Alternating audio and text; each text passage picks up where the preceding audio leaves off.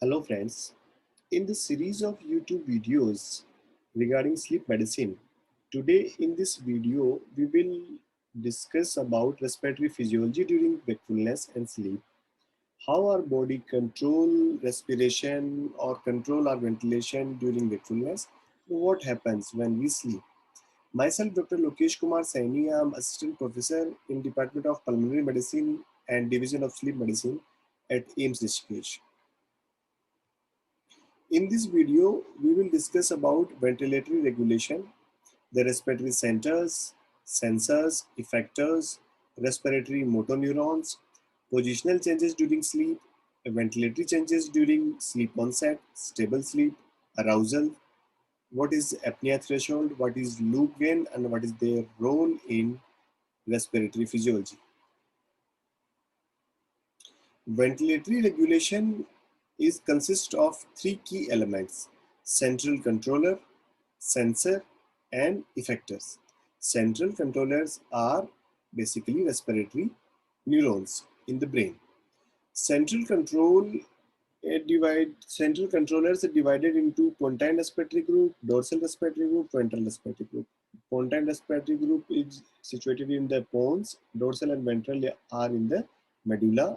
As the name suggests, they are in dorsal part of medulla and ventral part of medulla. The pontine respiratory group was previously known as pneumotaxic center. It included nucleus parabrachialis medialis, which contained expiratory neuron, nucleus parabrachialis lateralis, and the collicular fused nucleus, which contained inspiratory neuron. Though a pontine respiratory group doesn't generate the respiratory rhythm by controlling duration of inspiration, it basically fine-tune the respiratory patterns.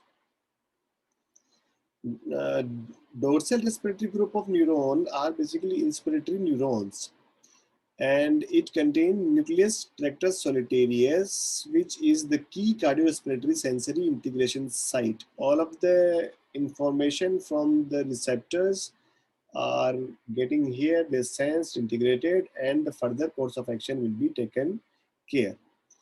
They receive afferent information from the peripheral and central chemoreceptor. Peripheral chemoreceptors are aortic body and carotid body. Central chemoreceptors is basically uterotrapezoid nucleus situated in the ventrolateral aspect of medulla close to VRG, ventral respiratory group. And dorsal respiratory group send their afferent via phrenic and intercostal nerves to the diaphragm and intercostal muscles respectively. Ventral respiratory group of neuron are inspiratory and expiratory both, and ventral respiratory group included pre-Boginger complex, Boginger complex, rostral retroambigualis neuron, caudal retroambigualis neuron, and nucleus ambiguous. The pre-Boginger complex is known as pacemaker of respiratory system. It generates the respiratory rhythm. It expresses mu-opioid and neurokinin 1 receptors, which slows and increases the respiratory rate respectively. And these are the mu-opioid receptor, which expresses the respiratory rate depression with opioid drugs. And this effect maximally seen during non-REM sleep and during general anesthesia. Boginger complex contains expiratory neurons.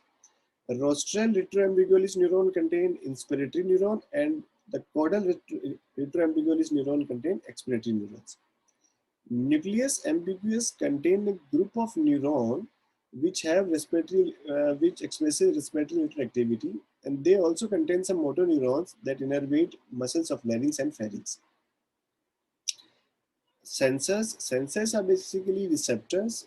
They are central chemoreceptor, like retrotrapezoid nucleus situated in the ventrolateral surface of medulla. Peripheral chemoreceptors are carotid bodies and aortic bodies. That, as the name suggests, they are situated in at the bifurcation of carotid body and in the aorta at the aortic arc. The pulmonary mechanoreceptors are like pulmonary stress receptors. They are situated in the proximal airway smooth muscles. J receptors in the juxtacapillary area. Bronchial C fibers also situated in the lung, and as pulmonary stress receptors respond to airway hyperinflation, J receptors respond to the pulmonary vascular congestion. Bronchial C receptors, C fibers respond to pulmonary inflammation. Some other receptors are also there, upper airway receptors, which promote airway patency by activation of local muscles like including genioglossus muscle. So they basically patent the airway. Okay, effectors. Effectors are basically respiratory motor neurons and the muscles. Respiratory motor neurons like phrenic and intercostal nerves, and muscles of respiration like diaphragm. Diaphragm is the muscle of inspiration, innervated by phrenic nerve C3 to C5. There are accessory muscles of respiration also. Accessory muscle for inspiration are external intercostal, sternocleidomastoid, scalene, trapezius, latissimus dorsi, both pectoralis. Accessory muscles of expiration are internal intercostal, abdominal muscles, clavicular head of pectoralis major. And there are upper airway muscles also like genioglossus, the tensor palatine muscle, and sternohyoid muscle. They are pharyngeal dilator muscles. And the nerves supplying them are genioglossus is supplied by hypoglossal nerve. The tensor palatine muscle is innervated by trigeminal nerve. Sternohyoid muscle is innervated by spinal nerves C1 to C3. So they are pharyngeal dilator muscles. Okay, so how these centers, sensors, and effectors basically integrate each other. Whenever there is any issue in ventilation, means if there is inadequate ventilation, it leads to hypoxia, hypercapnia, and decrease in pH. This all of these effects will be sensed by the receptors, peripheral chemoreceptor and central chemoreceptors. They give information to our brain respiratory centers in the brain. The carotid body give their information to the respiratory centers through glossopharyngeal nerve. And the aortic body gives its information to respiratory center by vagus nerve. And central chemoreceptors have their own projection, which give senses to the respiratory center directly. So now respiratory center will integrate, sense all of the information, and it gives its output to the muscles via phrenic nerve and intercostal nerve to the diaphragm and intercostal muscles, and thus it will increase the rate and depth of inspiration. By thus increasing this increase in ventilation, the PO2, PCO2, and pH of the blood will be normalizes. This is how the whole system integrates. Now, control of respiratory motor neurons. See, postural muscle tone is highest in wakefulness, and this postural muscle tone decreases during sleep, in non-REM sleep, and it is minimal in REM sleep. Postural muscles are the muscles which require to maintain a posture. Muscles of limbs, muscles of our abdominal muscle, our muscles of thorax, even muscles of neck. These all, the tone in these muscles decreases in non-REM sleep, and it is minimal in REM sleep. Respiratory muscles are also there. Some of the respiratory muscles have respiratory function only, and some of the respiratory muscles have respiratory and non-respiratory function both. So the respiratory muscles having both respiratory and non-respiratory functions are intercostal muscle and pharyngeal muscles.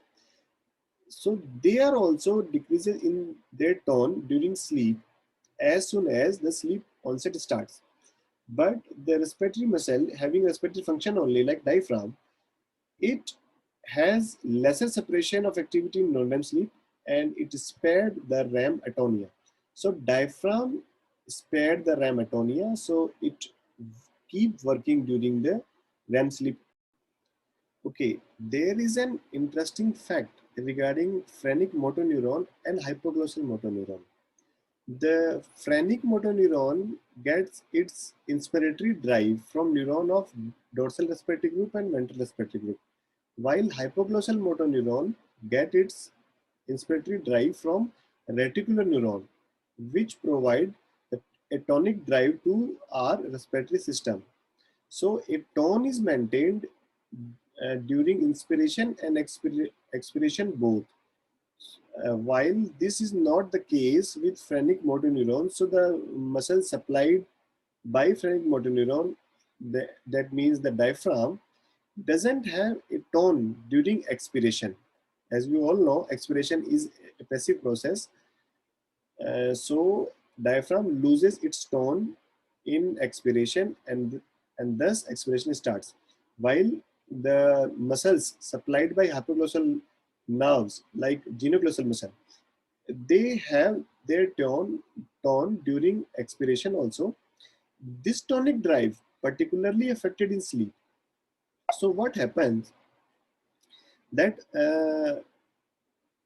this tonic drive to the pharyngeal muscle, which contribute to baseline airway size and stiffness, is the most prominent wakefulness, but withdrawn in sleep. So it resulting in an upper air space that is more vulnerable to collapse, because during sleep the tone is lost. Now the muscles are relaxed, so upper airway is vulnerable to collapse. Okay, regarding inputs to breathing, there are various inputs for respiration in our body, like the chemoreceptors senses the all of the differences in oxygen, CO2, and H plus ions. There are stress receptor in lungs, receptor for touch, temperature, pain, receptors in muscles and joints, which give input to breathing. Wakefulness drive to breathing, voluntary control of breathing, emotional stimuli act through limbic system. So they all give inputs to breathing. These inputs basically either diminished or absent during sleep, except the chemoreceptor. The chemoreceptor input are the major input for breathing during sleep. Okay.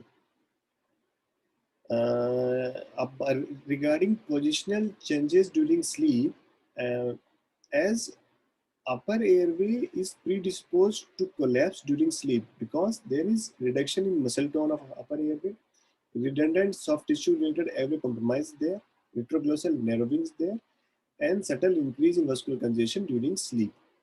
So in supine position, the effect of increased abdominal distension exceed the effect of chest wall expansion. So functional residual capacity of lung is also reduced during sleep. With REM sleep associated atonia, the skeletal muscles associated with respiration are significantly impaired, and the ventilation is now basically taken care of by diaphragm alone. And at the same time, chest wall compliance is increased with this decreased intercostal tone, and the paradoxical collapse of chest during inspiration may occur. So it will further decrease in the minute ventilation. Let's see what happens during sleep onset. So as I told you, wakefulness, drive to breathe, and behavior influences ceases with sleep onset. And the movement and excitatory input to breathing from external senses are also minimal or completely absent. At the same time, the chemosensitivity also decreases. Chemoresponsiveness sensitivity is the only input for breathing now, but it also decreases during sleep. At the same time, accordingly, respiratory pump muscle tone is reduced, which leading to a reduction in minute ventilation. So overall minute ventilation decreases.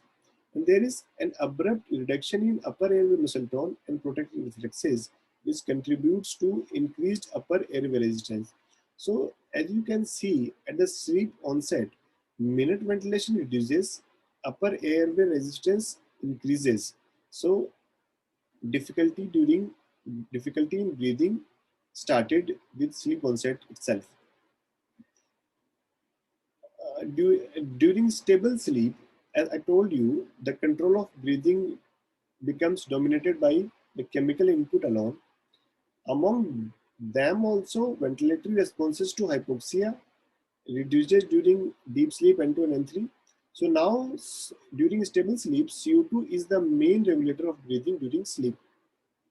Though responses to hypercapnia also reduced, albeit to a lesser extent than for hypoxia.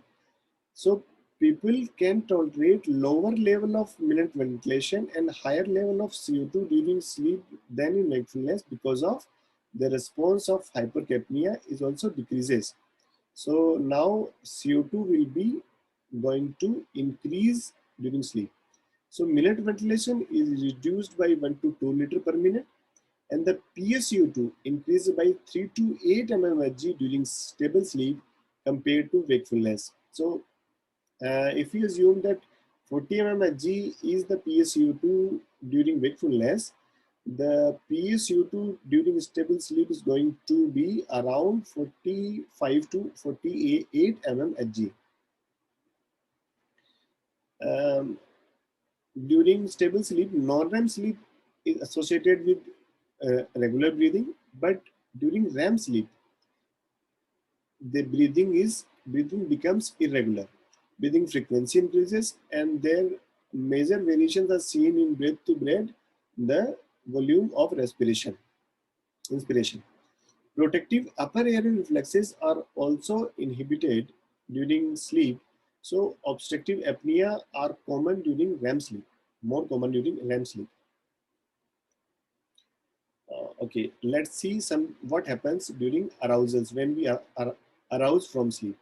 See, brief cortical arousals from sleep are found in healthy subjects also, but this arousal frequency increases with age. Arousals may be either spontaneous or associated with sleep disorders, apnea, hypopnea, or associated with the periodic limb movement disorder. Arousals have beneficial effect also and some harmful effect also. Beneficial because they rapidly resolve blood gas disturbances and alleviate the increased work of breathing during flow limited breathing. But they have harmful effect also because rapid switch from sleep to wakefulness and the subsequent resumption of sleep, it destabilizes for respiratory control because during sleep minute ventilation decreases and PSU2 increases. So whenever we arouse, the minute ventilation is going to increase now and PSU2 going to decrease now. When we again going to resume our sleep, again the CO2 will increase, ventilation will decrease. So this rapid switch from wakefulness to sleep to wakefulness destabilizes our respiratory system, and this harmful effect of arousal depends on arousal threshold and the ventilatory response to arousal. So let's see the arousal threshold. If a patient having low arousal threshold, there will be repetitive breathing disturbances as the affected person oscillates between wakefulness and sleep. And approximately one third of patients of OSA have this low arousal threshold. Arousal threshold and upper airway muscle activity increases in deeper stages of sleep. Though the mechanism is unknown, we don't know, but the threshold and upper airway muscle activity improves in deeper stages of sleep, and the severity of sleep disorder breathing decreases in deeper stages of sleep. One more thing is ventilatory response to arousal. So, as we know, with arousal, the wakefulness chemical control of breathing is reinstated. The chemoresponsiveness, which was decreased during sleep, is now being normal. So the increased level of CO2 of sleep that were tolerated during sleep suddenly becomes excessive on arousal. The upper airway motor neurons are activated, so the upper airway resistance is also decreases. The wakefulness drive of breathing is also introduced. So overall, arousal from sleep is associated with a rapid increase in breathing. So on the resumption of sleep, the previous ventilatory response to arousal can drive PSU2 level below a critical level, known as apnea threshold. Means when we arouse from sleep, minute ventilation increases and the CO2 PSU2 level decreases to to the wakefulness PSO2 level.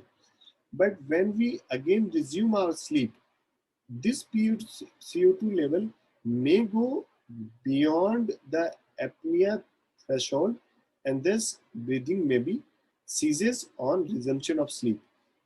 I'll tell you in detail in the next slide about apnea threshold.